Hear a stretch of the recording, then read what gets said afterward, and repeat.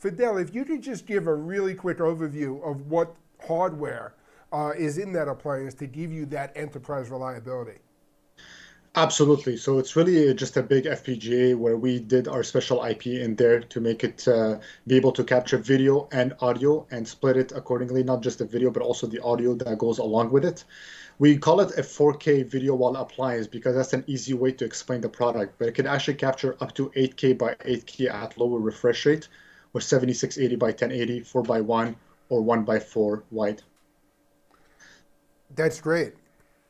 That's awesome. So here we have a great bulleted list that talks about some of the key features of the QuadHead2Go.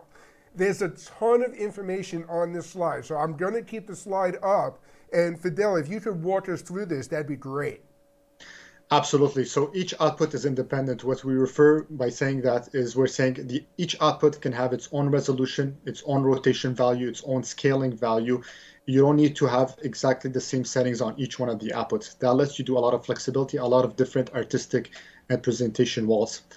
OS agnostic in the sense that there is no operating system necessarily running on the QuadHead2Go itself, and you can have any type of source, be it an Android player, Google player, Windows, Linux, it doesn't really matter.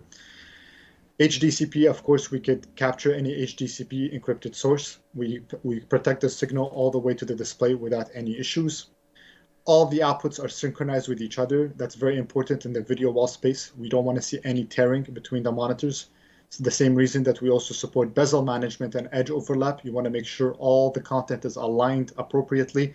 Even if there were physical distances between the displays, you want to make sure that content is aligned and visually appealing.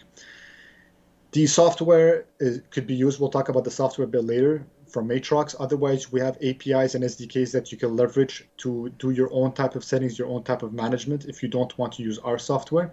And everything is controllable via Ethernet, so you don't need to be physically present beside the product in order to configure it. And I know that's an important feature for a lot of our dealers. They're working with their customers and they want to be able to support their customers and get them the right product they need to not only set it up, but then to control it in the future.